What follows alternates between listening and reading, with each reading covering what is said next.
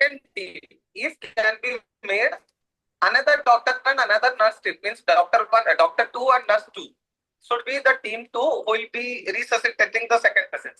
But for example, the third patient, fourth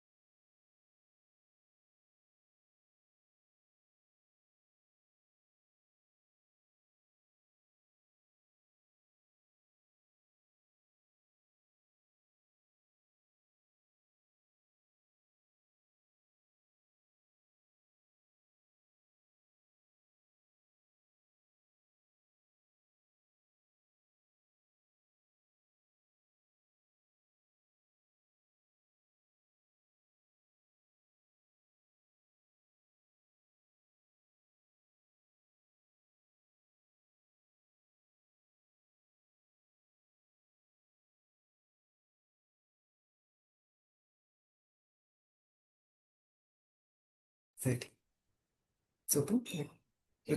morning, sir. Good morning, Dr. William Burdick.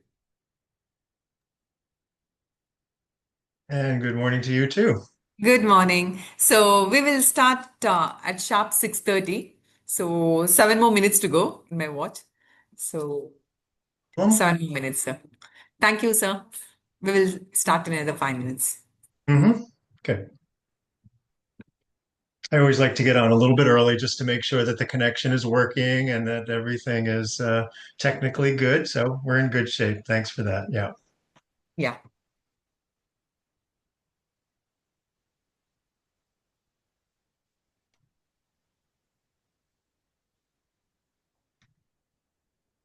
We'll probably remind you many times throughout the session, but it is nice when you're giving a talk to be able to look at faces instead of black boxes with white letters. So I see Dr. Bengama has turned her camera on and others. Yeah, thanks, Leslie. It's just nice to see an actual face. Sort of like you're talking to a real audience, which we are, but when they're black boxes, you get the wrong message. I also see that people actually have their real names up there instead of iPad 123, which doesn't really help that much when we're talking as a group. So thanks for that too. Dr. Burdick, I am correcting my error. Oh no, it's fine. It's not an error. It's just habit. I mean, I think that I agree with what you just now told. It feels more humane when you see faces Otherwise, it becomes totally machine-like. Exactly. The other interesting aspect of that is someone pointed out that one of the aspects of Zoom fatigue is that you're constantly looking at your own picture, which you can turn off, which I have, since I saw that, always turn off, because otherwise it's as if you're walking around with a mirror and you're constantly distracted by, how's my hair? How do I look? So I always turn off the self view, which is just another way to avoid that kind of weirdness that Zoom brings to us. Anyway, we've all gotten very good at this Zoom thing, right? It's now, if you had told us, what, 4 or 5 years ago, that we would be doing most of our meetings on Zoom and that we'd get really good at it, I would have said, no way, you're kidding. But in fact, we have gotten pretty good at it.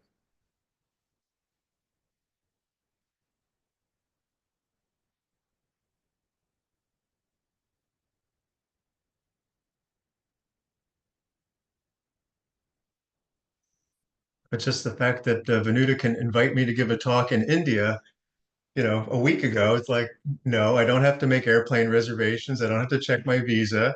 Just check my schedule, and if it's good and the time zone works, then we're good. So it is nice in that way, because I used to get an invitation. Oh, can you give a talk in Cairo, in 10 days? Like, no, I don't think I can do that. I'd love to, but those sorts of scheduling logistics require months, at least on my end. So the Zoom stuff works pretty well. Although this was a short notice, I must say, Benuta. That was Yeah, I'm so sorry about that. no. I'm glad it worked out. I looked at it. I said, well, wait a second. That's next week. I better get my act together. So I did, which I was happy to do that. I know you were a little gracious because I was your student in 2009. So maybe you took that extra. We go way back. 2009, no, I was in 2009, PSGA 2009. Parai. So 2010, I yeah. think you came there and we were like, you were one Right. mentor for our projects. Right. And if you said, oh, 2009, 10, that's 15 years ago, I said, no, it's not. Yes, it is. It is. Yeah. After that, the That's tough ridiculous. conference in Nepal, so we had our papers and then that's Okay. how. Yeah. And so when we thought about accreditation, then we just thought Sir has to be here. So I requested you, and it was so nice that you said yes. And then Well, it here was we so are nice of today. you to invite me. But yeah, that was a good conference, that one in Kathmandu. And I went after the conference. I had a lovely opportunity to go trekking with, I don't know if you remember Ravi Shankar. I think he was in your batch.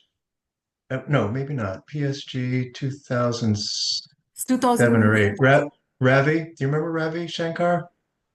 Anyway, but he and I went trekking in the foothills of the Himalayas, which was lovely. What a wonderful opportunity that was after the Kathmandu conference. Can we start? So shall we start, sir? Yeah. Good evening, everybody. So today we are here as a part of our routine University Center for Health Professional Educational Activities. And today's webinar session is on accreditation and leadership that is responsible for this accreditation. I'm so happy that we have the best among the lot, Dr. Bill, who will be conducting this session for us, followed by Dr. Venugopal to have an Indian perspective. So before we go, our chairman of our University Center for Health Professions Education, Dr. Vengamma ma'am, our Honorable Vice Chancellor, she has been instrumental in providing us leadership support with respect to any academic activity that we talk about. Madam is a neurologist, a renowned neurologist who has been not only a practitioner, a clinician, but also an academician. And for whatever we do, I owe it to her. Ma'am, over to you to welcome our guests today. Evening and good morning for everybody who is attending this very important international webinar on accreditation in medical education. I'm Dr. Vengamma, currently the Vice Chancellor of Sri Devaraja's Academy of Higher Education and the Chairman of this University Center for Health Profession Education. I welcome all the delegates who are online for this very important webinar on accreditation in medical education. And I feel very honored and privileged to special welcome to Dr. William Burdick, who is renowned international medical educator, accepted our invitation with very short notice. And I welcome and I feel very privileged and honored to introduce Dr. William Burdick for this audience. He is the Secretary General of the Network Towards Unity for Health, that is TUF, a global consortium of health professions, schools, and individuals committed to improving education of the health workforce and focused on the responsiveness to the needs of the community they serve. He is also a professor of emergency medicine at Thomas Jefferson University in Philadelphia, where he teaches clinical skills. He, as a former vice president for the education at FEMA, he was responsible for creation of global faculty development programs for health profession educators. He has received many awards for his excellence in teaching, including Lindbergh Award and Trustees Award in his capacity as a professor of emergency medicine at Drexel University College of Medicine. He, as a graduate of Oberlin College, Weill Cornell University College of Medicine, and University of Pennsylvania, he completed his residency training in internal medicine at Boston City Hospital and is certified by American Board of Emergency Medicine and American Board of Internal Medicine. He is currently the co-editor of Education for Health, that is TUF's peer-reviewed journal. I welcome Dr. William Burdick for the talk, and I want to mention, I also welcome our national guest speaker, Dr. Venkata Venugopal Raju, who is a Vice Principal Academic and Director IQAC at Allur Sitaramaraju Academy of Medical Sciences, Elur, Andhra Pradesh. Over to Dr. William Burdick for your insights on accreditation on medical education from the international perspective. Over to you. Thank you. Thanks, Prof. Ngama. Appreciate that lovely introduction. And let me start by, I'll share my screen in a second, but it's just, I want to say, it's just such a privilege to be among friends. I see many familiar names. I see Praveen and I see Aman, I see others. So I've had a long relationship with you guys in India since, I guess, we had fellows from India starting in Philadelphia in 2001, and then we had our first India program. Praveen, help me out here. I think that was 2006. We started in Mumbai. 2005. We started in Mumbai and quickly expanded to Ludhiana and Coimbatore and Manipal. And now we have programs in northern China, southern China, Chile, Egypt, Indonesia. The one in Brazil is not functioning anymore, and the one in South Africa is not functioning anymore. But all the others have continued and really have done very, very well. So I'm very pleased by that.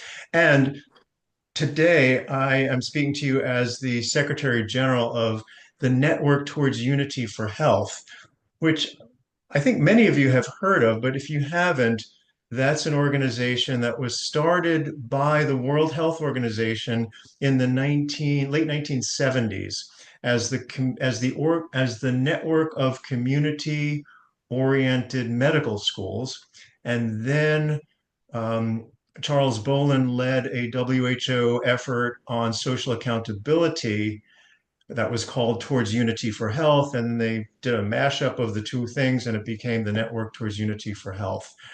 And so I'm very proud to be the Secretary General of that organization and proud to be leading their journal, which is called Education for Health. I'll be introducing two issues that are related to TUF.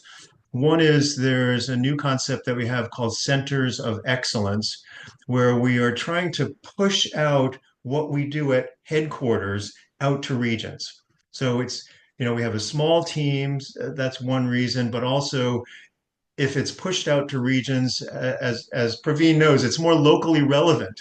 It's one thing. And two, you can have the opportunity for contact sessions face to face. And even if you're doing Zoom sessions, you don't have the same time zone issues. So there are a lot of good reasons to do regional. So Centers for Excellence, and one is going to be at KLE. And then the other concept that I'll be bringing up is it's called ISAT, ISAT, Institutional Self-Assessment Social Accountability Tool.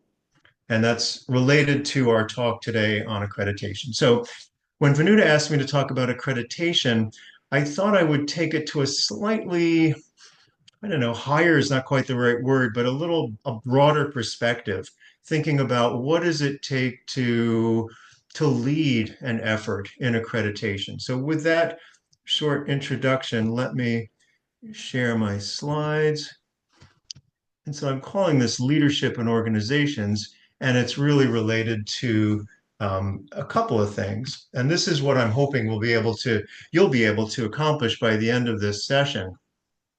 First is to be able to identify elements of leadership models that are most applicable to you in your environment during an accreditation trajectory.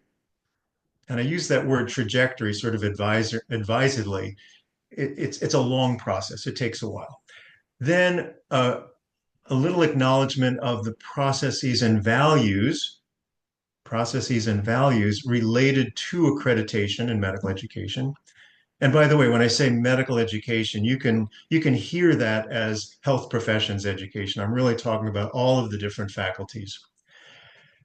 And then I'll allude to and briefly mention several different tools for change, including something called systems thinking, stages of concern questionnaire that I found useful years ago, appreciative inquiry, which you may have heard about, and then the notion of collective impact, and then present the concepts of ISAT. And when I talk about collaboration between organizations, you can hear that as collaboration between departments, collaboration between faculties, collaboration between professions, if you want. Okay, so I'll use the word institutions or organizations, but that's how it should be interpreted. Now, I can't possibly teach you about leadership in a few minutes. So there are several books that I will allude to that if you want to learn about leadership in general and leadership particularly related to organizations, you really should read these books. The first one is Adam Grant. He has the claim to fame of being the youngest tenured professor at the Wharton Business School. It's a book called Give and Take. Highly recommend it. Edgar Schein wrote a book called Humble Leadership. Brene Brown wrote Dare to Lead, and Josh Heifetz wrote Leadership Without Easy Answers. So I'm going to talk about some of these things at a high level, but if you want more, you need to go to these books. And I'm a big believer in, it's not self-education as much as taking your time after a talk like this to dig deeper. So for example, Adam Grant has Give and Take is the name of the book, and it's all about generosity. He has three categories of people. He talks about givers, matchers, and takers. And the givers are the people who give without an expectation of reciprocity. They're just giving. Matchers say, okay, I'll give you this if you give me that. He calls it tit for tat. And takers get more than they give. They're looking for a really good deal where they give you something, but they get more back. And his argument throughout the book is that there are lots of benefits to being a giver, and there's some disadvantages to being a taker. There's a ripple effect for givers. You are a giver, your team, your colleagues, and others will be givers. It's contagious. And the notion that the best leaders can make everyone smarter, that's the ripple effect. On the other hand, if you're a taker, the word gets around pretty fast. And what he calls a taker's tax, people go, oh, that guy, he's always looking out for himself or herself. Better be careful and watch your step. And of course, there's always gossip about that person. Now, one of the things that relates to an effective giver is this notion of a social network. And I'll talk more about that, but I use this expression, the strength of weak ties. It's based on a paper written a few decades ago by a guy named Granovetter. And Venuta's invitation to me is a classic example of the strength of weak ties. I mean, I met Venuta 15 years ago. You know, we interact maybe once every few years, and yet we know of each other, and I'm in her contact list and she's in my contact list. Those sorts of connections, let's call them weak ties, can be very powerful. Why? Because they give each of us a perspective outside of our current environment.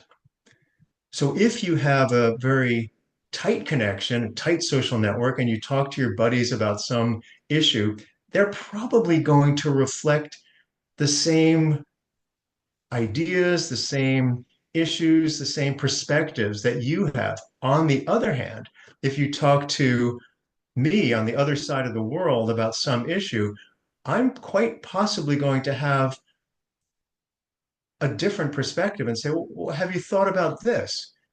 And you say, oh, okay, no, I hadn't thought about that. So there's a notion of the strength of weak ties. Keep that one in mind. It's very powerful. Edgar Schein, another book I mentioned, Humble Leadership. His book, and he's written several books, but his books are all about relationships. And the key values that he ascribes to leadership are listening, collaboration, and a lot of focus on the context, the environment, the group dynamics. And he has a whole system of describing levels of corporate culture, starting from that's -1, that's intimidation, domination. Level 1 is sort of transactional. So you can think of that as the tit for tat, impersonal, individual focus, individual competencies. Level 2 is where he thinks really good organizations should be. Everyone is valued. It's not a hierarchy. It's oriented towards the team. Level 3 is more intense relationships, maybe, I don't know, sort of a operating theater team or even a military team or an intimate relationship. He calls that a bonded relationship. The focus, he says, should be on context over content. So that's a worthwhile read. And then Brene Brown is very interesting, and she talks about a concept that we don't focus on that often, that she calls vulnerability, which is very equivalent to trust. You can be vulnerable only if there's trust. There are many definitions of trust, but one that I like breaks it down into integrity, predictability, delayed reciprocity, and exposed vulnerability. Integrity is doing what you say you're going to do. That sounds easy, but you have to be careful about what you say you're going to do. Predictability is the ability for me to anticipate my trusted partner's actions. Delayed reciprocity is what Adam Grant talks about, giving without the immediate sense that I'm going to get something back. And then exposed vulnerability is directly related to Brene Brown's thesis, which is I may be in a position to tell you something that tells you about a deficit that I am aware of in myself, and I tell it to you knowing that you're not going to take advantage of that. Her point is also that when you have that sort of vulnerability and ability to take positions and step out, that it's contagious. Courage is contagious, and that's an important notion. And then Heifetz, finally, this is a good one. His point, there are many points in this one, but the one that I really like is that, yes, vice chancellor, dean, those people with titles, they're obvious leaders, but it doesn't necessarily relate. Authority does not necessarily relate to leadership. And that he has a whole section, this part 3, leading without authority. He refers to Gandhi and Martin Luther King. Those people never had titles, and yet they were very powerful leaders. His argument is that they have more opportunity, or what he calls latitude for creative deviance. They can be a little bit more eccentric. They're also focused a little more on their particular issue, and they also may be closer to what he calls frontline information. So that means that all of us, even those without a title, can exert leadership in many ways. So those are the 4 areas, and each of them has there's a book associated with it. They also all have, by the way, they're YouTube videos that you can look up if you don't feel like reading the whole book. Now, in accreditation, there are processes and values that connect to all of these leadership aspects. So on the process side, for the institution, it necessarily involves reflection, peer review, and collaboration for the institution that's being accredited. For the assessors, the process can be summarized as amplify, clarify, and verify, all of which require a high level of interaction. So it's a people-to-people interaction. The values on the institutional side are, in order to do the reflection, peer review, collaboration, trust, listening, and willingness to change. The assessors, in order to do this amplify, clarify, verify in an effective way, need to have an open-mindedness and a desire and an intent to understand. So you can see how some of these processes and values pick up what the authors, what the leadership authors I mentioned before have mentioned. Now, I'd like you to think about accreditation as something called systems thinking. It refers to looking at the big picture. And by the way, all of these QR codes will get you to these papers. So a systems thinker looks at the big picture. It thinks about how the elements in the system have interdependencies, their patterns, their trends, high level looking at the ecosystem. It thinks about how individual and mental models can reflect your view of current reality and possible futures. And what that refers to, when they say individual and collective mental models, it's a little bit about our fixed biases or our fixed prejudices or just our fixed thinking. There's a great expression that says, don't believe everything you think. Don't believe everything you think. In other words, question yourself and allow these mental models, recognize that these mental models can affect your view of reality and how you view the future. And then looking again, big picture, there are cause and effect relationships, feedback, timing issues, circular nature of interactions. This is what a system thinker does. They look at connections between and within systems. And here, when you read systems, you can think departments, you can think faculties, you can think professions. And then recognize how a system structure influences behavior, what the power relationships are. You can also try to alter your perspective to take the other's viewpoint to increase your understanding. And probably most importantly, it helps you to question your underlying assumptions. And that gets us back to don't believe everything you think. Now, ISAT. One of the newer tools in accreditation, and this is informal accreditation, doesn't have an official imprimatur, but ISAT stands for Institutional Self-Assessment Social Accountability Tool. And I'm going to show you the website and where you can get a lot more information. But it fundamentally has these elements, and basically 8 core elements, but then some of them are amplified. And the website goes into great detail about each one. For example, this is 3.1, the curriculum content. It gives 4 different phases that an institution might be at based on their own self-assessment. So the institution would look at itself, have a whole process of reflection and discussion and triangulation. And at the highest level, the curriculum might relate to health equity and social accountability and all of these wonderful things on the right-hand side. And at the left-hand side, it may be where many of our institutions really are. Most of the institutions that have done this, and there have been about 15 or so far, find themselves at phase 2 or 3 in many of those categories. If you find yourself at phase 4, you're probably a little bit delusional.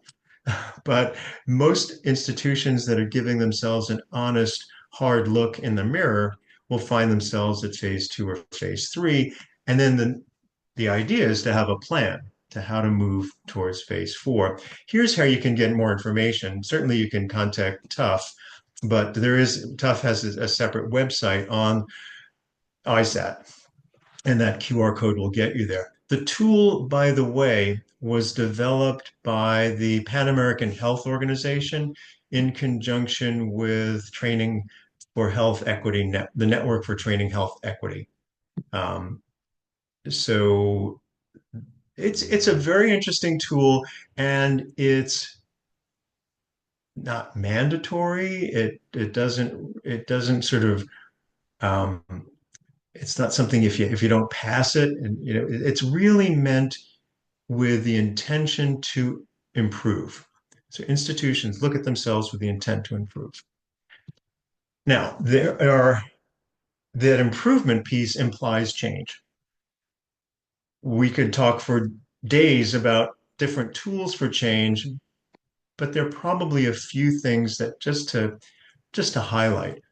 You need a guiding coalition. That is to say, you need a team, and you need a group that's going to reflect different viewpoints, that's going to help you move forward.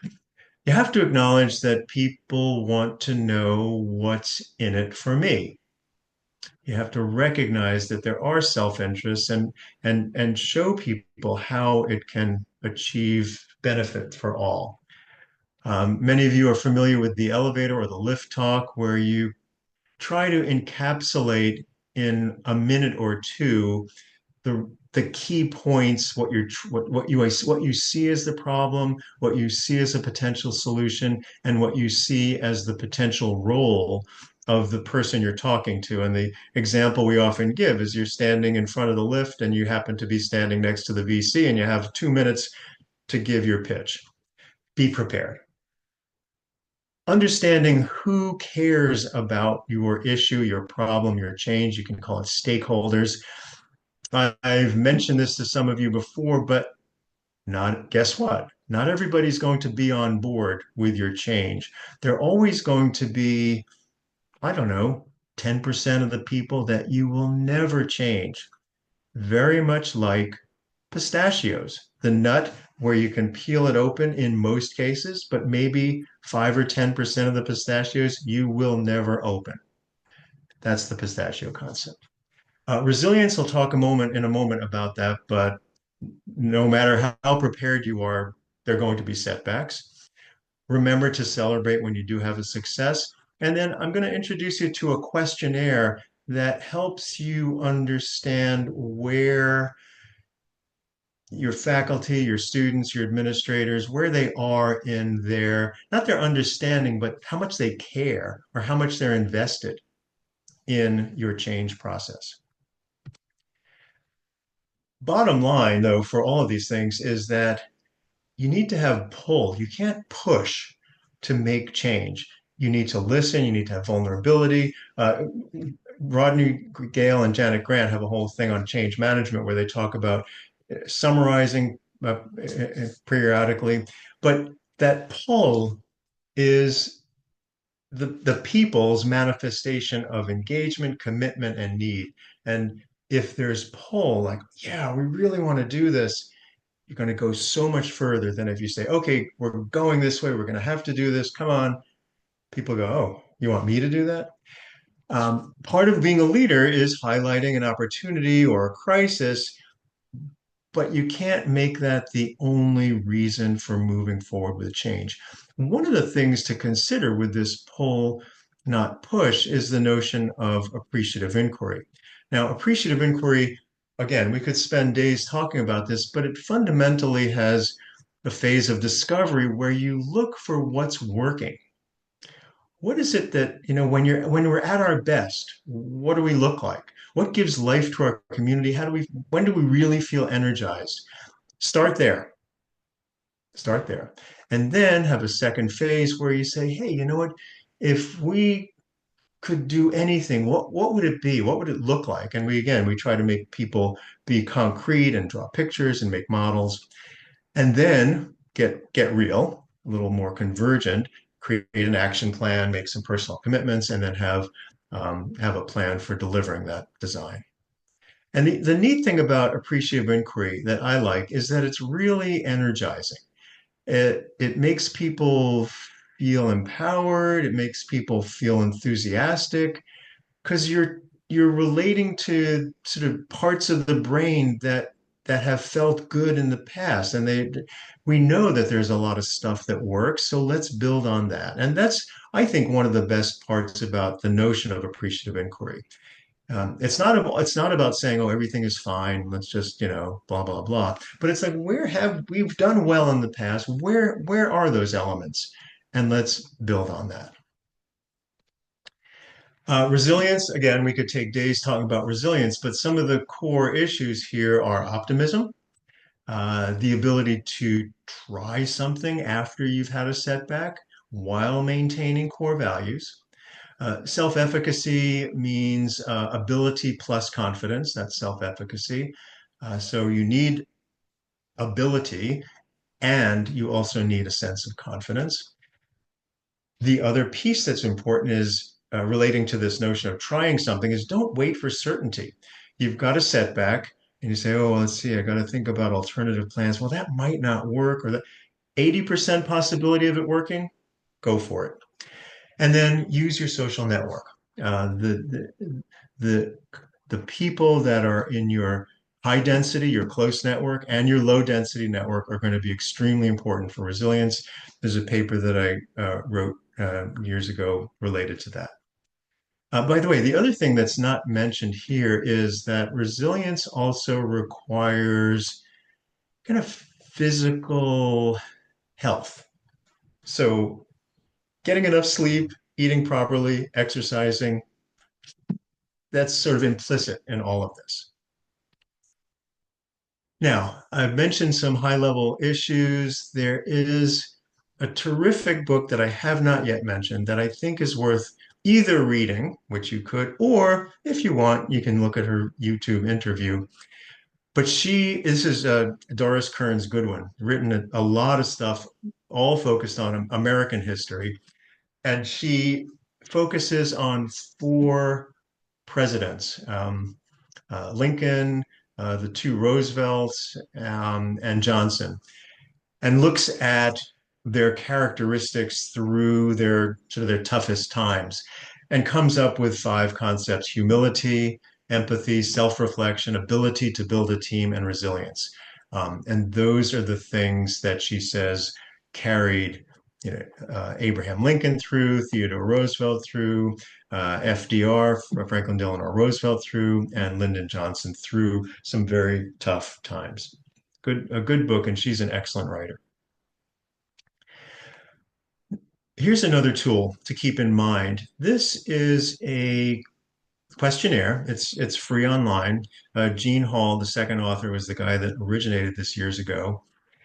And it is a survey instrument that you can use during the process of an innovation, during a change process, over a period of months or even years. And it fundamentally asks people, how much do you care about this? How invested are you? And these are the different levels that they can identify. Unconcerned. I don't know anything about this thing. I don't care anything about it. Informational. I want to learn a little bit more. I've heard about it. Personal. How is this going to affect me? Management. What do you want me to do to make this work better? What are the consequences of this? Collaboration. How can I assist with making this even better? And how can I evaluate this? So this is a free online tool. And then what you can do with this, it's a diagnostic. It helps you evaluate and understand where you are with your people, with your ecosystem. It's not that, and the result is not, oh, you're not engaged. That's bad. It's okay. Well, they've got a whole bunch of people that are not engaged. Maybe we should do more to inform. It's a diagnostic tool. It helps you determine what kinds of assistance different people required. And you can validate the interpretation by then talking to the folks that are scoring in various ways. So just a tool to keep in mind, again, free online. And it's been around for, well, Paige Morahan and I used it in 1992. So that's a long time ago when we were developing our problem-based learning curriculum. So it's been around for a while. It's a good tool. As you work through this trajectory of accreditation, you're going to have opportunities for consensus building and the opportunity to create common understanding of where you're trying to go and how it's going to work. And one of the tools there to think about is the notion of collective impact and how organizations collaborate well. And again, when I say organizations, you should hear departments, faculties, other professions. And so what Wise, Skillard, and Silver talk about are these four principles. Determine strategy by mission impact. What are we trying to do, and not how can we benefit from this? It builds partnerships based on trust, not control. Again, think back to Edgar Schein and his notion of humble leadership. Again, promoting others rather than yourself. Think about Adam Grant and Give and Take. They use the expression build constellations, not stars. And I like that one. And so when you consider the notion of collective impact, you're not talking about an individual department's agenda or an individual faculty's agenda, but what are we trying to accomplish as an institution? Not only a single set of goals, but the second thing is probably even more important, a shared concept of measurement. Can we agree on what we will use to determine success? Can we agree on what we will use to determine success?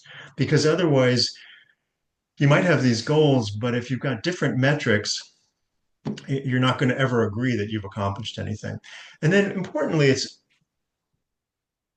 you've got to have a fairly deep discussion about what you think the problem is, because you wouldn't be surprised, but I'm sure you're familiar with people saying, well, we just need to fix this.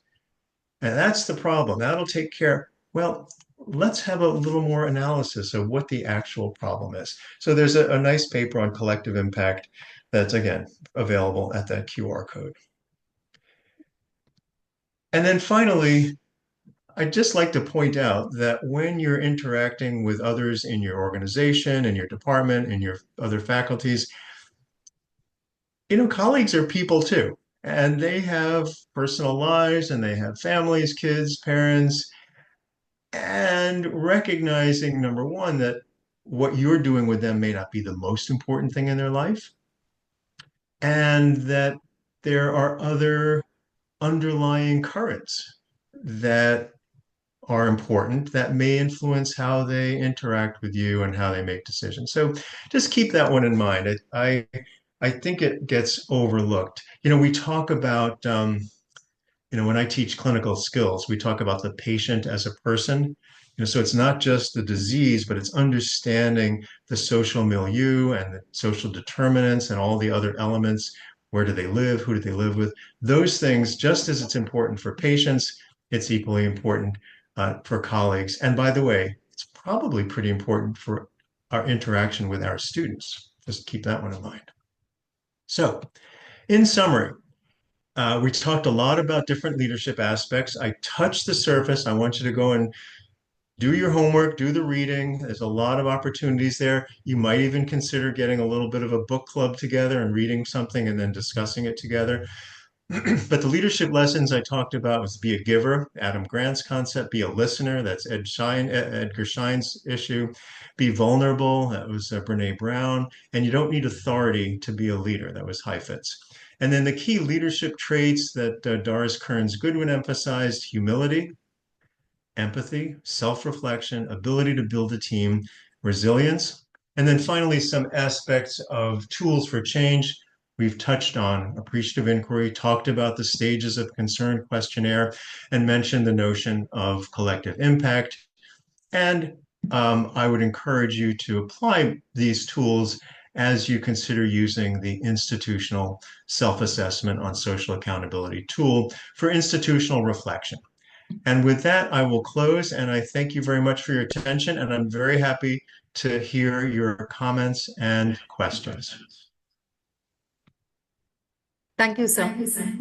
As always, your sessions make us a lot of things linger in our mind. Vanuta, I think you might have a second instrument open because you're getting a little reverberation. Try it again. Sir? Yeah.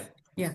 Thank you so much, sir. As always, your session makes us go back to the library, go back to the books, and get to know more.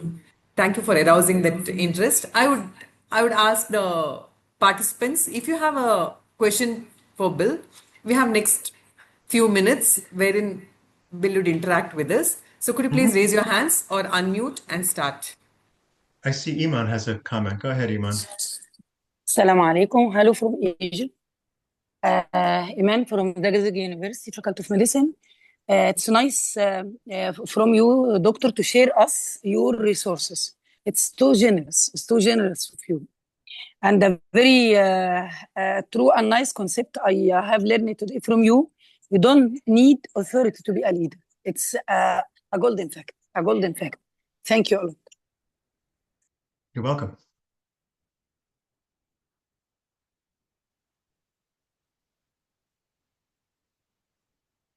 Dr. Prasad? Other reactions. It doesn't have to be a question. Just, so I've said a lot of stuff that might get you thinking, or I don't know, it might disturb you, I suppose. But in any event, I'd like to hear just sort of what your reaction is. Besides the fact that, oh, darn it, he's given us a whole bunch of readings to do.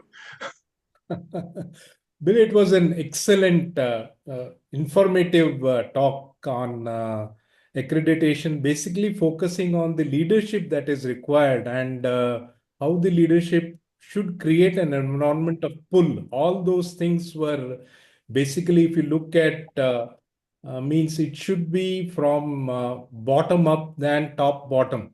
If you want to achieve good accreditation things and make your institution successful. This was, if you look at accreditations, broadly we speak, either it can be institutional or programmatic accreditations. For an institutional accreditation, yes, most of your things are quite focused because you will require all these things as a leader of the institution or as a leader of the team, which is going to take ahead. And as you brought in the concept of participative leadership or participatory leadership related activity, but when we talk about programmatic accreditation, can we have few more from your side, any more added things which is required? Because you're looking at a more smaller team, maybe as a department only, and there you may require a few more elements of things which will lead to accreditation or assessment, successful assessment. Yeah, great question, Kanak. Thanks. I think the issue with programs is quite relevant and related to what we've talked about for institutions, with a slightly greater emphasis on the perhaps on the intent or the objective or what we're trying to accomplish. Um, and recognizing also that even though, as you say, the unit may be smaller, there are still divergent viewpoints and divergent opinions that need to be heard. And there's still that same opportunity for generosity and vulnerability. Particularly, I think this may be important, particularly as it relates to things like programs that we feel so passionate about. So you're totally invested in this fantastic programming, and Bill has some other ideas. Wait a second. Excuse me. So it's almost as if the more impassioned we are, the more we have to be capable of stepping back and listening. So that's a great point. So thank you for that. What's the difference between social accountability and responsibility? I hesitate to get into the semantics. I like to think about asking the question, what does it mean to have health workforce education for the public good? And I like to use the expression public good. Why? Because just as the questioner said, people get tied up in knots about accountability, responsibility. We could start to talk about how many angels dance on the head of a pin, but it really wouldn't get us very far. I think the important notion is, are we serving our community? Are we addressing the needs of the public? And I think if we start there, we're probably in pretty good shape. Why is everyone suddenly interested in accreditation? I don't know, is everyone suddenly interested in accreditation? I'm not in a position to comment on whether that's true or not, but I will say that accreditation is like student assessment in the sense that if it's done well, it can really benefit education. So we say that assessment drives education, but what we really should be saying is that good assessment drives good education. Same thing with accreditation. Accreditation drives institutional direction. Good accreditation drives good institutional direction. And I think we've all seen bad accreditation, quite honestly. Not just in India, but other places where accreditation actually did the opposite of stimulating innovation. It suppressed innovation. So good assessment leads to good education. Good accreditation leads to good institutional direction. So.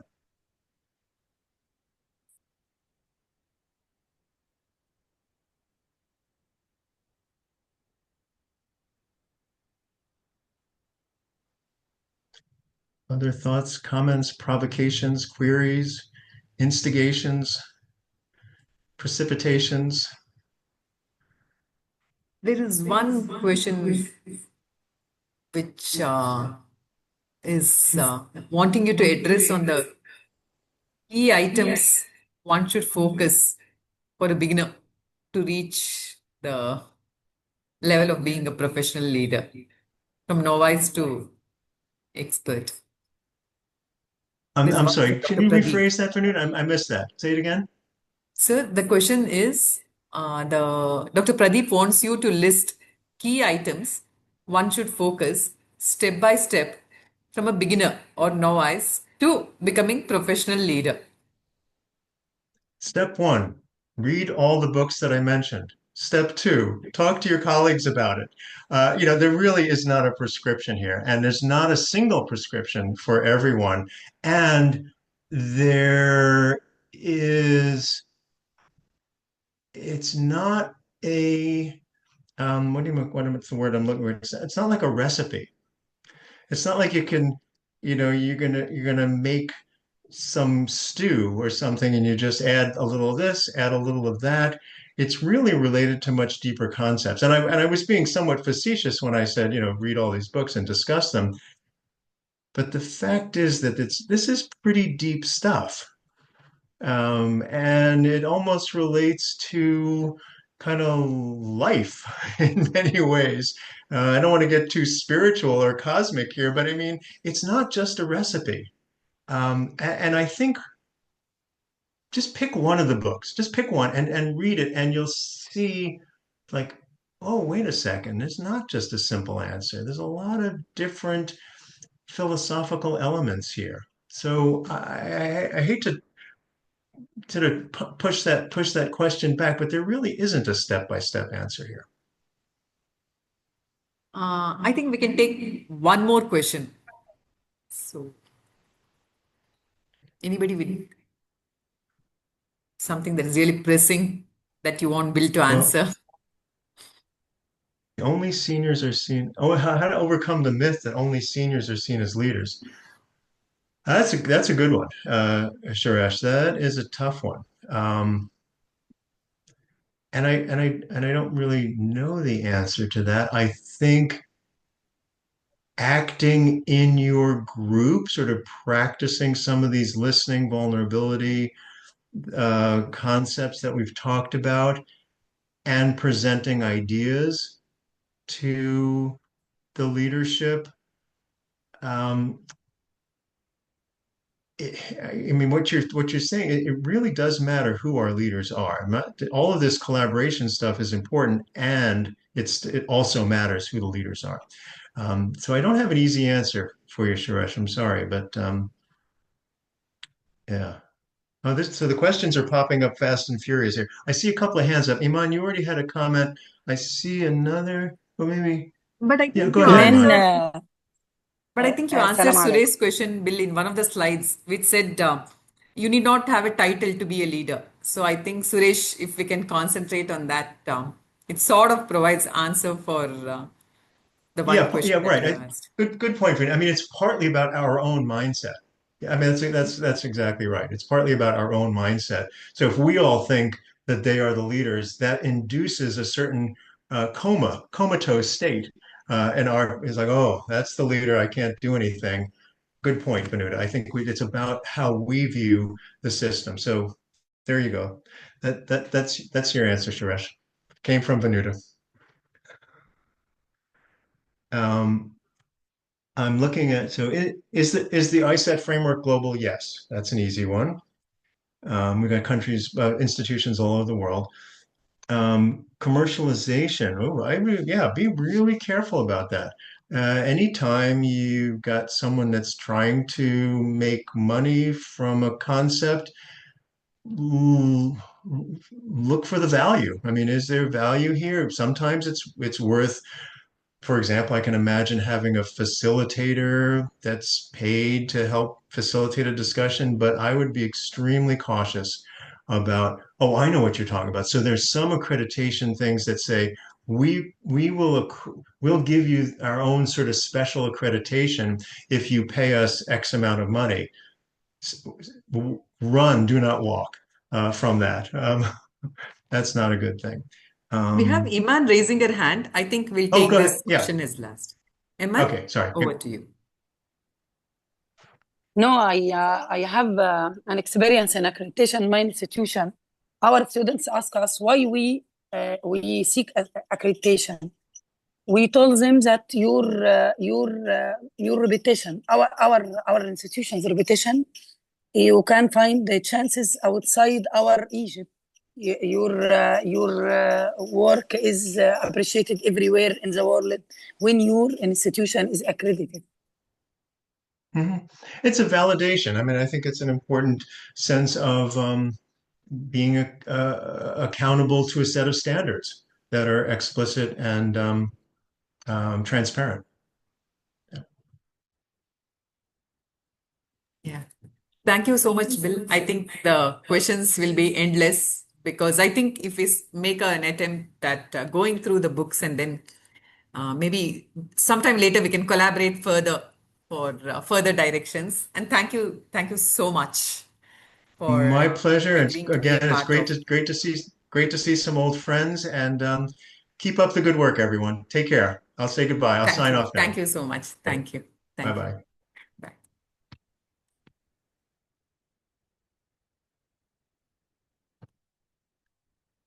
Yes. Now we proceed with the second session, wherein we will be looking at the Indian perspective. So people who have worked for it, institutions that have had baby steps in this regard, people who have done a lot of research and have written papers on this. So we have Dr. Venkatavenu Gopal Raju with us, and I request our Director of Academics, Dr. Sarala, to introduce the speaker to the audience. Thank you, Dr. Vinuta. Am I audible, Vinuta? Yes. Okay. Very good evening to all. It's my pleasure to introduce Dr. Venkatavenu Gopal Raju. He's a distinguished academician and a leader in medical education. Dr. Raju has served as Vice President, Academics, and Professor Head of Physiology at Alluri Sitaramaraju Medical College. And it is at Ellore, with an exceptional academic journey that began with his MBBS from Rangaraya Medical College, Kakinada, MD Physiology from Andhra Medical College. He has completed his ACME at St. John's Medical College. He has set benchmarks in medical academia. Over 18 years of teaching experience he has got. He has contributed to research papers, which are around 32. He is a PhD guide as well at the NTR University of Health Sciences. In addition to his academic excellence, he has been an integral part of medical education advancements. He has organized a number of educational programs in medical education technology and research methodology. He is an editorial board member, an author of renowned textbooks, and has actively contributed to various academic platforms. His contributions extend beyond academics to leadership roles, including serving as a coordinator for several medical education initiatives and mentoring the postgraduate students across all the institutions. We are indeed fortunate to have a scholar and a mentor of his caliber with us for today's session. Over to you, sir. Thank you, madam, for your wonderful, kind introduction. So it's very good morning to delegates and good evening to some of the dignitaries on the webinar. I'm just talking on Indian perspective and my perspective in the little 18 years of my experience in medical education. So I feel that last 18 years is substantial change has been seen in India, as well as it's crucial for NMC as well as accreditation of various medical institutions in India. So I'll share my slides. Can you make it slideshow, sir? Yeah. Is it now? It is in slideshow mode, madam. Is it? No, here it's not in slideshow. Maybe you can stop sharing and come back again. Share again. Yes. Sir, stop this one. Delay వచ్చినట్టు. Share in slideshow mode lo.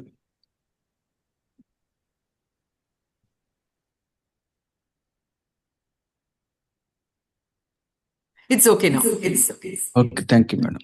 So first of all, I would like to convey my warm wishes from Alluri Sitaramaraju Academy of Medical Sciences, Andhra Pradesh, India.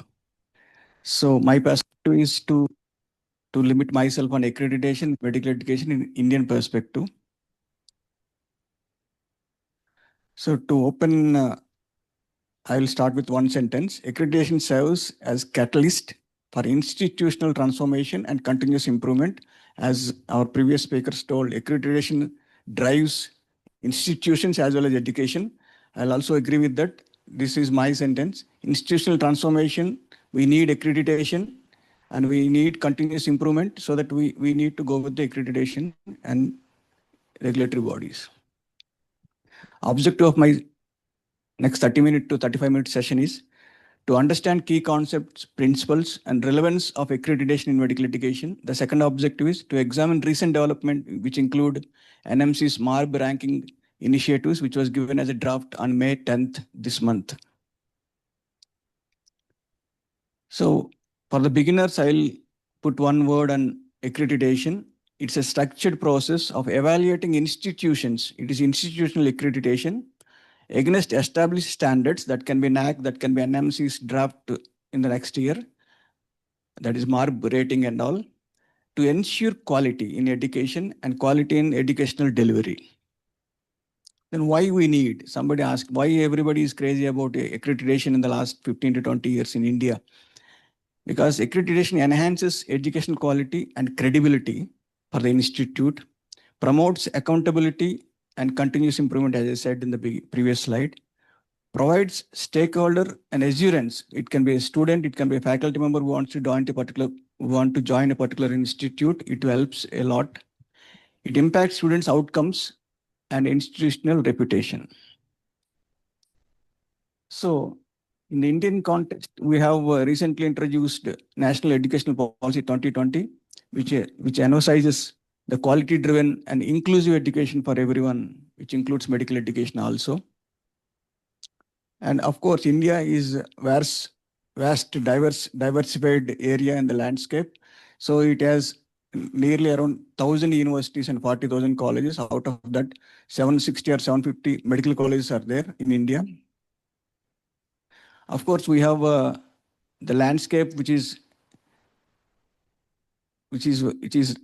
rural to urban and metro landscape also. It is a challenge also for Indian accreditation and accreditation bodies.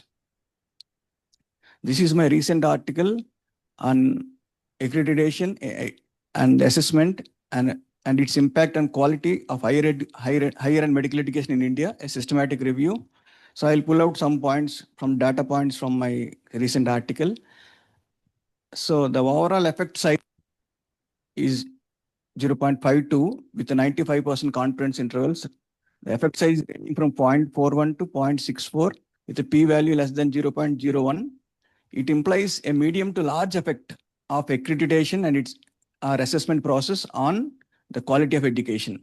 This is based on Cohen's scale, which is devised by Jacob Cohen. I will introduce one slide on Cohen's scale also in the next slide. Ultimately, my article shows that it is a meta-analysis on various papers produced in India on the same concept.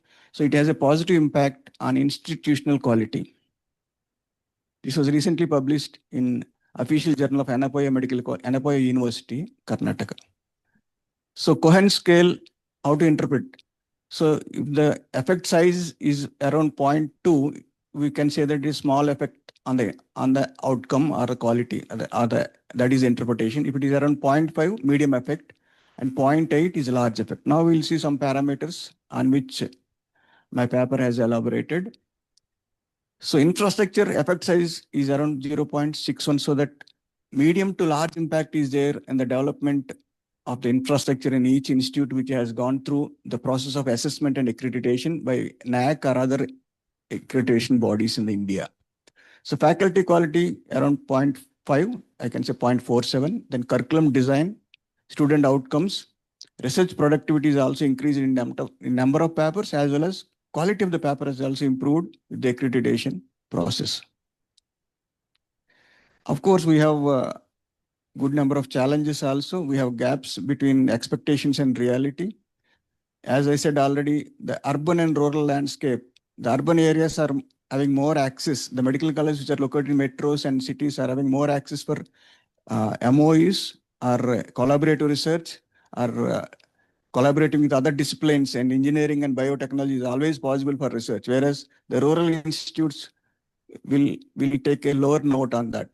Of course, we have a comparison between public medical college, government medical college or private medical college.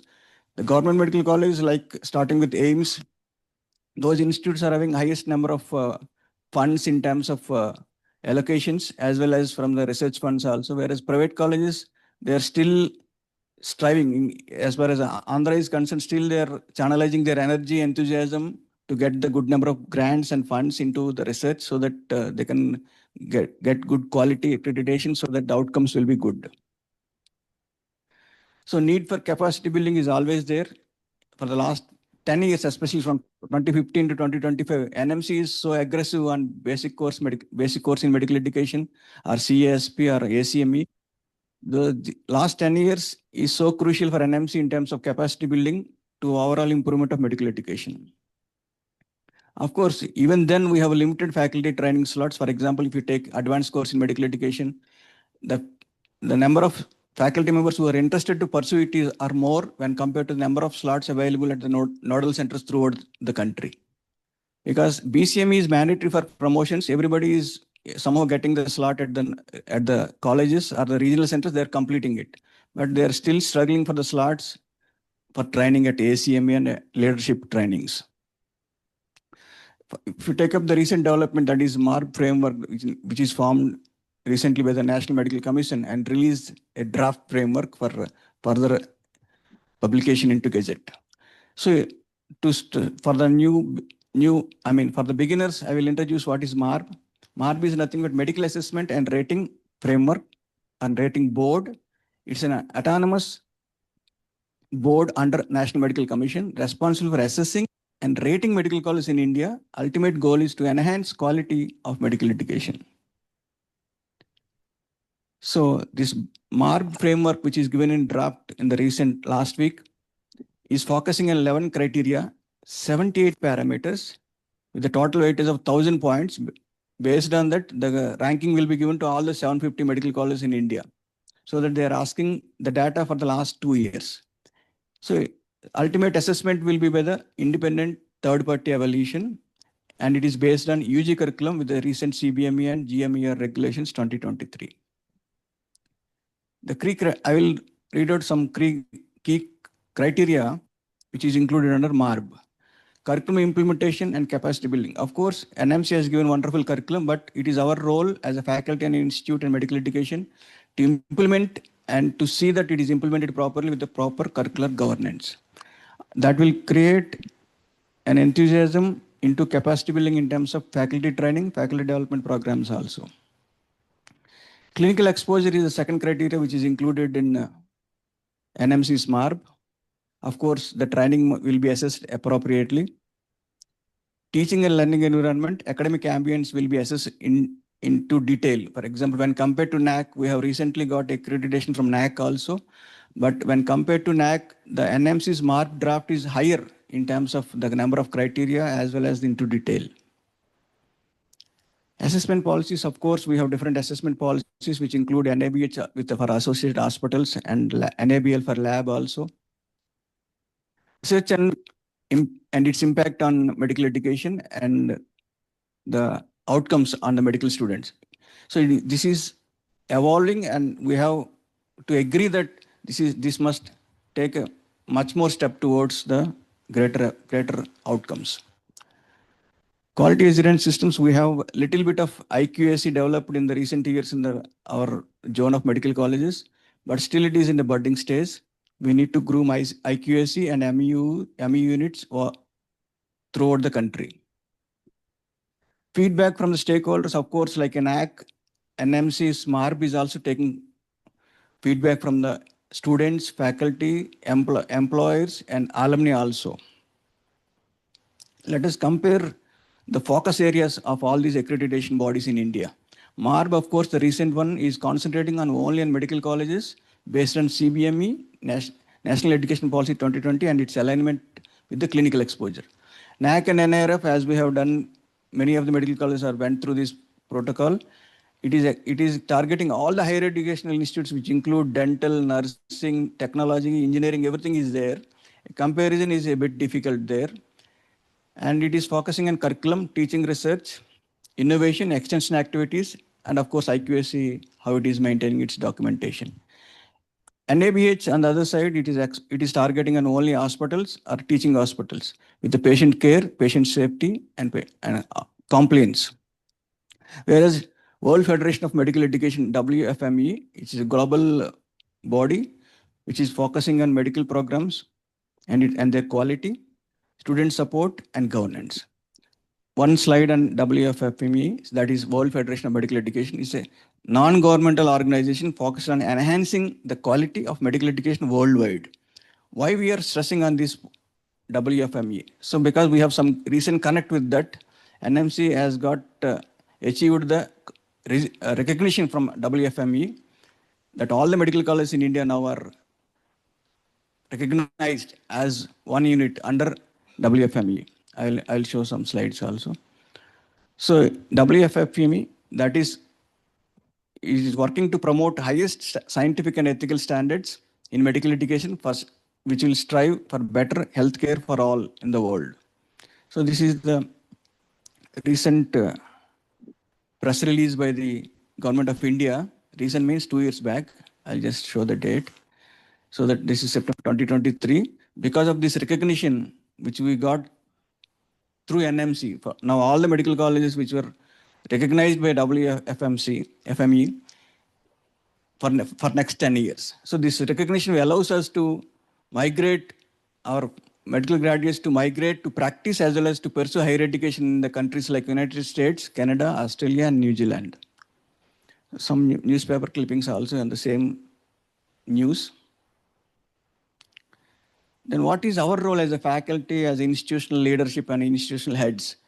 We need to actively involve in the curriculum planning to enhance our curriculum, because our CBME curriculum is so dynamic, it will accept all the changes required as per the local needs, as well as we need to see that curricular governance is going on at all the levels, from MEU, from the curricular committee, from the staff council, from the principal and academic vice principal. So participation in faculty development programs, as it was already touched in the previous discussions. BCME is mandatory, so everybody is doing, but CASP, which is so crucial for curriculum implementation and to support the curricular planning. ACMA, of course, I have discussed, the slots are very much limited. So all the colleges are doing well with their programs and criteria, but the documentation is still to be evolved at much higher rate towards the progress, so that we can take better feedbacks and document them well. So as I said, IQAC and MEUs must act as driving engines for quality improvement in all the medical colleges. And medical colleges, either in government or in private, they need to identify the role of IQAC director or the coordinator or MEU coordinator or convener to be given a main role as with the academic vice principal. So that to achieve that global alignments given by the World Federation of Medical Education, we need to emphasize on student-centered learning, integration. Integration is not only with the topic to topic, integration across the subjects, horizontal and vertical. And a lot of discussion has been happening on integration for the last 5 years to 10 years because of NMC. And we need to concentrate on outcomes, because our students who have graduated from MBBS through our medical colleges are the placement possibility, or I can say employability is very much low. When compared to the paramedical or allied health sciences, the employability is 100%, nearly 100%. So that we need to do a bit on outcomes so that our product, that is Indian medical graduate, can successfully act as physician of primary contact in the country, rather than preparing only for the PG entrance and PG NEET. So way forward, we need to strengthen our internal quality assessment systems. We need to align NMC as well as World Federation of Medical Education standards. Encourage, as it was already discussed with the previous speaker, Dr. William, we need to collaborate with the different disciplines, different universities, engineering side also, to invite them into our our research as well as our day-to-day activities. Of course, we need to maintain transparency and documentation in the processes so that it can be replicable at different levels. So if the one department is so successful, it must be so transparent so that every department can follow or every institute can follow the same transparent mechanism to achieve the quality with the accreditation in India. To conclude, accreditation is not just a compliance mandate. Okay, NMC has given, so we have to do it. No, it's a pathway for excellence in terms of education, in terms of outcomes, in terms of research, in terms of the way you look forward as a nation. So that with NMC's initiatives, in the beginning, it may look like hurdle, but the standardization, accountability, and global relevance can be crossed over easily with the commitment from the leadership, commitment from the institutes, commitment from the government. We can cross over all the hurdles in the next decade to come. I feel that by 2035, India will be completely aligned with the WHO standards or WFME standard. I feel so. I believe in so. Because the faculty nowadays are so enthusiastic, as the previous speaker told, enthusiasm is contagious, courage is contagious. We can do it, I can feel that way. So let us embrace this opportunity for transformation, step by step, learn, practice, and improve day by day. So that transformation is not one day's program. It has to happen through years. So I would like to thank Sri Devaraj, your Academy of Higher Education and Research, and University Center for Health Professions Education, and my colleagues and co-authors for my research article, Ashram Management for giving me this opportunity to present, and my IQSC colleagues, of course, all the participants of this webinar for giving their valuable time for this learning opportunity and the platform. Thank you, madam. Thank you, one and all. Thank you so much, Dr. Venugopal. So this has actually taken people to a level where, like, I think the question was why accreditation to start off with. And then I think as you see the chat box, you even find things like why WFME. So once we actually delve into it, the institutions that have actually taken a step forward understand that the document that is available and the screening, the assessment formats that are available ensures that a quality is maintained, be it for practice in India or abroad. So thank you for highlighting the concept of MARB and your findings of the article. That is how I actually zeroed in on you, say, reading your article. Thank you, ma'am. Thank you so much. And I want participants to feel free to ask questions in the next 10 minutes before we wrap up.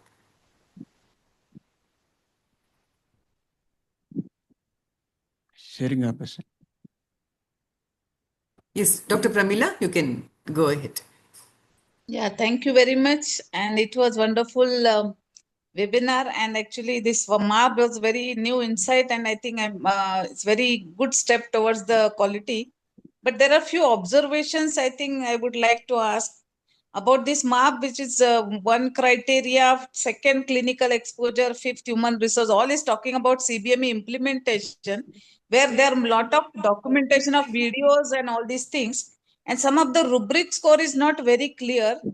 And the other criteria where they said ki now we are going to apply for USMLE and many of the students going for exit outside, means foreign countries, that criteria is also not given good score in this system, because they are said it like postgraduate this thing. So I don't know, but then that scoring exit exam they are not maintained that the students seeking admission in foreign countries some score. And third thing is that about this assessment also, there is something like they are considering NEET score, because I'm sure ki many of the medical colleges where they get admitted with the private versus government, the NEET score is going to be a very variable criteria, and some of the private colleges, they get NEET score less than what in government colleges. So how can you compare the student outcome with the based on NEET score? It should be on university exam.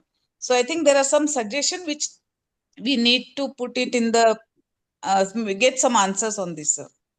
Thank you very much, sir. Yes, madam. As you said, you're 100% correct. We have to correct and suggest NMC to release the final draft or final version of the gazette with all the suggestions from the academicians throughout the country, so that we can get what exactly we need to assess, what exactly we need to see on the outcomes, so that we can concentrate much so that we can get better weightage and better ranking for all the institute. Yeah, and then the sampling of the faculty and students, sampling of the faculty, they said they should not be a part of curricular committee. And they also want student to be aware of Mittal's pyramid and shows how. So I think I was wondering that means students also need to be sensitized toward the teaching, learning, and medical education, some of those concepts, because many times we teach the competency, but we don't tell the student that this is what DOP method or this thing. So there is lot of the ambiguity in what way to deliver it to the students, what platform students should be made aware of that different teaching learning method. And some of the even assessment method, they have put it as a OMP and a SNAP as assessment. So that was a little clarification on that, those areas, sir. Thank you very much, sir. Thank you, madam. Thank you. I think Dr. Venugopal's talk has actually made us believe that even staying in even for example, even my institution is in a semi-rural or semi-urban areas. So, and we are always like every time going in for accreditation, and if it is possible for us, in spite of the hurdles that he mentioned about collaborations and having scientific, so it should be something that we take it forward, and then as and when we proceed, try to see how we can overcome it. So I think basically the first step that we have to take forward that he said is learn, understand the steps, and then go ahead and just start doing it. So once we start doing it, I think he with his experience should be able to tell with the position he has also. So the challenges are there. Sir, can you please tell them one or two ways in which you overcame the challenge? Because Yes, having the ma'am. faculty, it should be faculty buy-in should be there. Yes, Accreditation ma'am. cannot happen only by leadership. First of all, our driving force is our management, madam. Very enthusiastic on quality and development and accreditation. So that because of the enthusiasm shown by the management, we believe that we can get it.